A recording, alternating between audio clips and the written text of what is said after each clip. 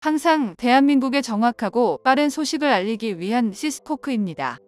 구독과 좋아요는 영상 제작에 큰 힘이 됩니다. 세계 전투기 시장에 처음 공개 비행을 선보이며 어떤 게 KF-21인지 F-22인지 모르겠다며 큰 반응을 불러온 KF-21 전투기는 양산도 시작하기 전부터 관심이 폭발적인 상황인데요.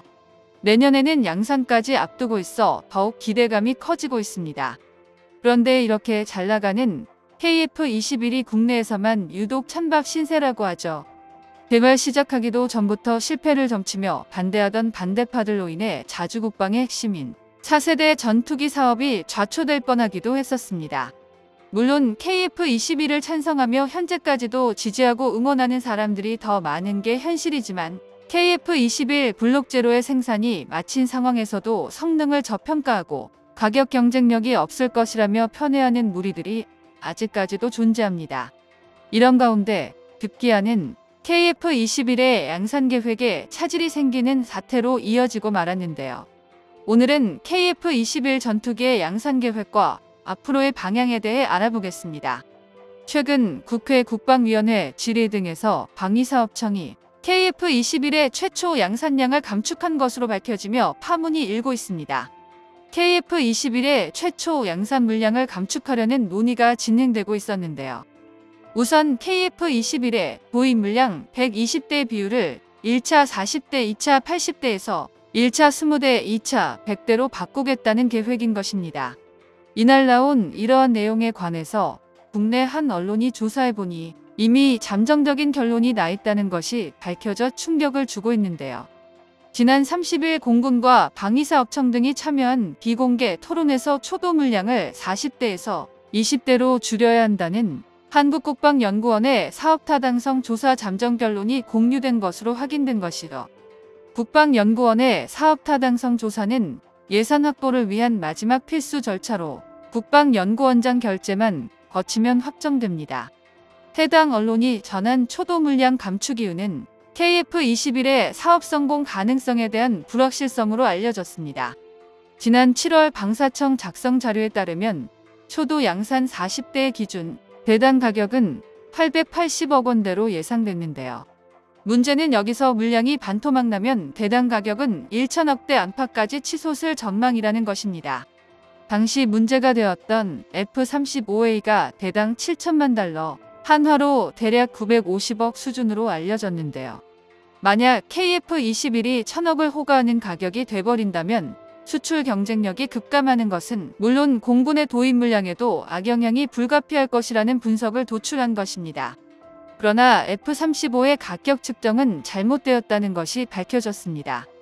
해당 가격은 미 공군이 자국 기업인 로키드 마틴으로부터 F-35 전투기를 구입한다는 조건하에 작성되었고 해당 기체는 전투기 엔진이 빠진 금액으로 측정된 것을 언론에서 KF-21의 악의를 가지고 작성된 기사라는 것으로 결론지었는데요. 물론 F-35 전투기 가격이 양산을 거치면서 규모의 경제를 달성해 점점 떨어지고 있는 것은 사실이나 최소 1,300억 원은 넘는 것이 정설입니다. 한편 당장 내년에 양산이 시작되는데 하필이면 지금 이런 논의가 나오는 이유를 의아해하는 분들이 많은데요. 이는 내년 예산에 KF-21 사업 비용을 반영하기 위해서는 서둘러 사업타당성 조사가 완료되어야 하기 때문입니다. 얼마 전 국내 언론 보도로 KF-21의 관련 예산이 내년 예산안에 전혀 반영되지 않았다는 소식이 전해졌던 바 있습니다. 예산안 반영을 위해 사업타당성 조사 결과를 제출해야 하는 기한은 지난 8월까지였는데 당시에도 조사가 여전히 진행 중이었기 때문에 전혀 반영되지 않은 상태로 예산안이 나와버렸다는 내용입니다. 이때부터 종결되지 않은 사업타당성 조사가 이번 국방위원회에서도 발목을 잡은 것입니다. 방위사업청은 앞서 보셨다시피 최초양 산량을 감축하는 것을 골자로 잠정 결론을 내린 상태이며 다음 주 중에는 이를 바탕으로 사업 타당성을 종결할 예정입니다. 그러나 이미 기한을 한 번 넘긴 상황이라 양산 일정에 차질이 빚어지는 것이 아니냐는 불안감은 줄어들지 않는 상황인데요. 원래 계획대로 생산에 착수하기 위해선 최소 2,300억 원가량이 필요한데 갑작스럽게 책정할 수 있는 규모가 아닌 만큼 우려가 이만저만이 아닙니다. 만약 이로 인해 KF21 양산이 지연될 경우 전력화도 늦춰지고 추가 비용도 1년에만 5,800억 원이 추가되며 당연히 F5와 같이 40년이 넘은 노후 전투기들을 대체하는 사업도 지장을 받을 것이라는 분석입니다. 방위사업청은 어떻게든 사태를 마무리하고 내년 예산안에 편입시킬 수 있도록 관계기관과 적극 협력하겠다는 입장인데요.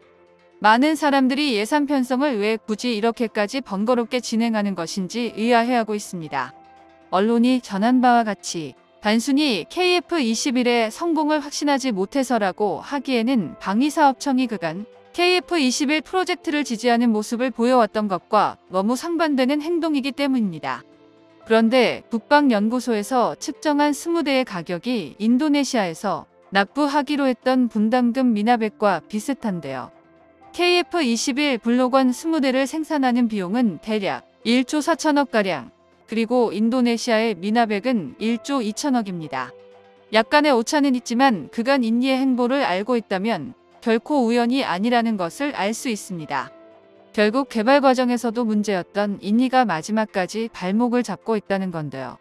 방위사업청에서는 인니를 차마 끊어내지 못했고 국제사회 전반에 걸쳐 적지 않은 영향력을 가진 인니는 잠수함 사업에 이어 KF21 전투기까지 악영향을 드러냈습니다. 총 수량이 120대로 같은데도 양산 가격 인상을 무릅쓰고 최초 생산량을 절반으로 줄인 것은 인니의 영향이 반영된 것이죠.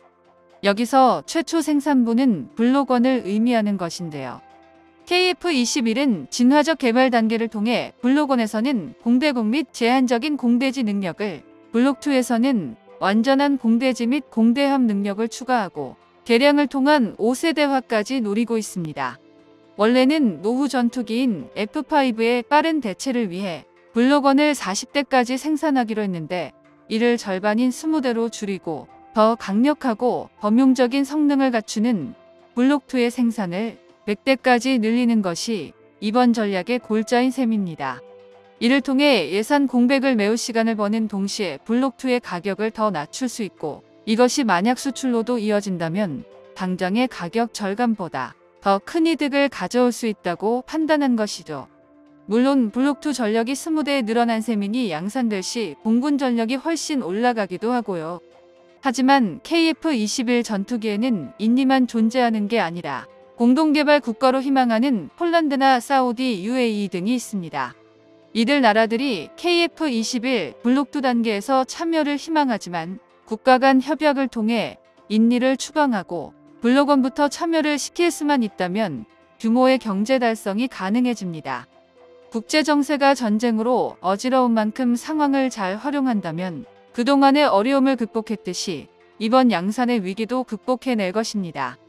KF21을 반대하는 세력들이 힘을 모을수록 찬성하고 응원하는 찬성파들은 똘똘 뭉쳐 헤쳐나갈 것입니다. 정보가 도움되셨다면 구독과 좋아요 부탁드립니다. 이상 시스코크입니다.